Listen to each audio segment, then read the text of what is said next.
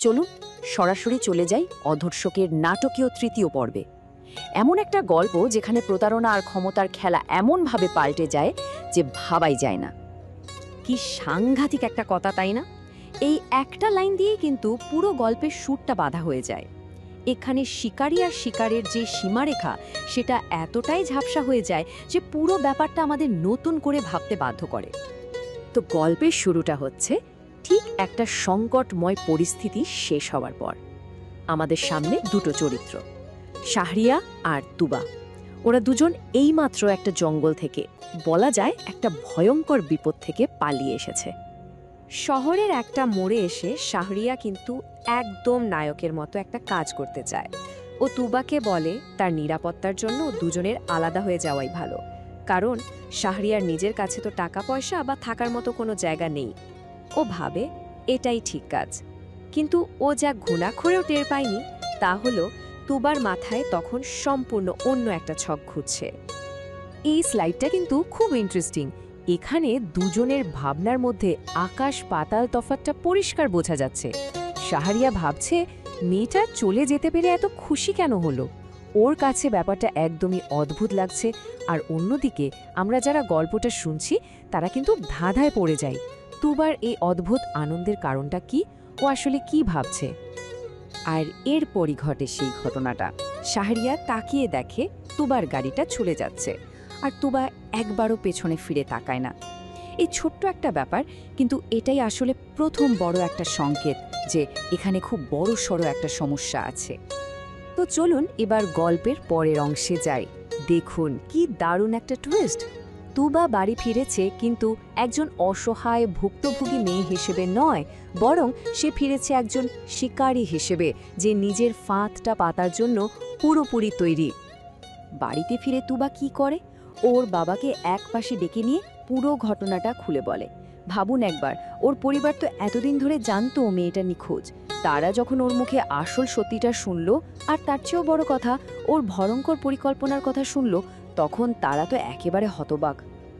আর তুবার এই কথাটা শুনুন, আমি যদি ভালো সাজার অভিনয় না করতাম ও আমাকে শেষ করে দিত। ওকে আজ রাতেই খুঁজে বের করো, আমি ওকে আমাদের বাড়িতেই মারব। ব্যাস, এই একটা কথাতেই সব পরিষ্কার। ওর এতক্ষণের ভালো ব্যবহার, ওর নম্রতা, সবটাই ছিল টিকে থাকার একটা কৌশল, একটা অভিনয়। আর এখন ওর একটাই লক্ষ্য, প্রতিশোধ। আচ্ছা, একদিকে তুবা তার বাড়ির আরামে বসে প্রতিশোধের ছক কষছে, আর অন্যদিকে শাহরিয়ারের কি অবস্থা? সে কিন্তু তখন সম্পূর্ণ অন্য এক বাস্তবতার মুখোমুখি। রাত নেমেছে। শাহরিয়াকে দেখুন একটা ল্যাম্পপোস্টের নিচে একটা ইট মাথায় দিয়ে শুয়ে আছে। কি করুণ একটা ছবি, তাই না? এই দৃশ্যটা তুবার আরামের জীবনের সাথে এতটাই বিপরীত যে গল্পটা শুনতে শুনতে একটা অদ্ভুত অস্বস্তি কাজ করে। আর ঠিক সেই সময়ে শহরের অন্য প্রান্তে তুবা আর তার বাবা একদল লোক নিয়ে শাহরিয়াকে খুঁজছে। ভাবা যায় এমন একজনকে ওরা খুঁজছে যে কিনা মনে মনে ভাবছে যে সে একটা ভালো কাজ করেছে, একটা অসহায় মেয়েকে পালাতে সাহায্য করেছে। এবং শেষ পর্যন্ত ওরা তাকে খুঁজে পায়।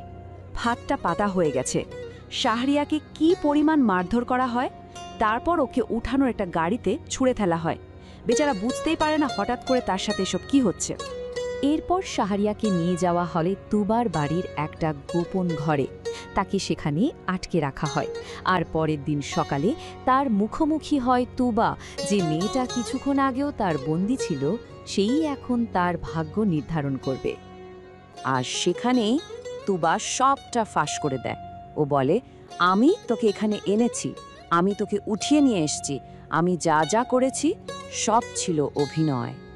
মানে তুবা বুঝিয়ে দেয় যে ওর ওই বন্ধুত্বপূর্ণ ব্যবহার, ওর সব কথাই ছিল একটা সাজানো নাটক, শুধু নিজের জীবনটা বাঁচানোর জন্য।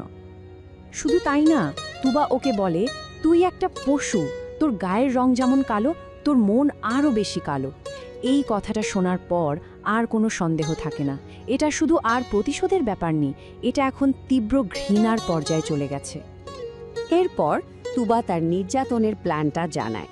দিনে 3 বার মারধর করা হবে ভাড়া করা লোক দিয়ে, খাবার দেওয়া হবে শুধু রাতে একবার, মারতে মারতে ওর পাও ভেঙে ফেলা হয়। লক্ষ্য একটাই, ওকে তিলে তিলে শেষ করে দেওয়া। মানে তুবা নিজের বাড়িটাকে একটা জেলখানা বানিয়ে ফেলেছে, যেখানে সেই বিচারক, সেই জল্লাদ। যখন মনে হচ্ছে শাহরিয়ার আর কোনো আশাই নেই, ঠিক তখনই গল্পে একটা নতুন চরিত্র আসে। আর এই চরিত্রটা আসার ফলেই পুরো ঘটনায় একটা নতুন নৈতিক দ্বন্দ্ব তৈরি হয়। চরিত্রটা হলো তুবার ফুপাতো বোন রাইসা। ও এসে পুরো ব্যাপারটা দেখে কেমন যেন সন্দেহ করতে শুরু করে। ও জেদ ধরে যে তুবা যাকে বন্দি করে রেখেছে তাকে ও দেখতে চায়।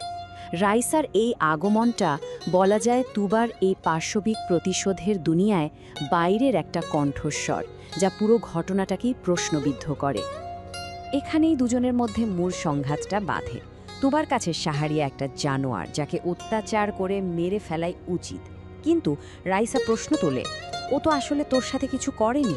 তুবা যখন বলে আমার চেয়ে ওর জন্যে তোর বেশি মায়া লাগছে কেন, রাইসা পাল্টা বলে, ওকে এত নিষ্ঠুরভাবে মারবি কেন, একবারে গুলি করে দে। দেখুন, তুবা চলছে প্রতিশোধের আগুনে, আর রাইসা প্রশ্ন তুলছে এই কাজের মানবিকতা নিয়ে। আর রাইসা শুধু মুখে বলেই থেমে থাকে না, ও সরাসরি কাজে নেমে পড়ে। যখন ভাড়া করা লোকটা শাহরিয়ারকে মারতে আসে, রাইসা তাকে চলে যেতে বলে। ও তুবার সাথে তর্ক করে যে এভাবে অত্যাচার করাটা একদমই ঠিক না। এমনকি ও জোর করে তুবাকে দিয়ে বন্দির জন্য খাবার পাঠায়। মানে রাইসা সরাসরি তুবার কর্তৃত্বকে চ্যালেঞ্জ করে, আর কিছুক্ষণের জন্য হলেও ওই ভয়ঙ্কর অত্যাচারের চক্রটাকে থামিয়ে দেয়।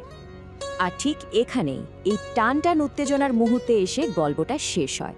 আমাদের মনে একটা বড় প্রশ্ন রেখে যায়, একজনের সামান্য সহানুভূতি কি পারবে আরেকজনের মনে জ্বলতে থাকা প্রতিশোধের আগুনকে নেভাতে? কি মনে হয়?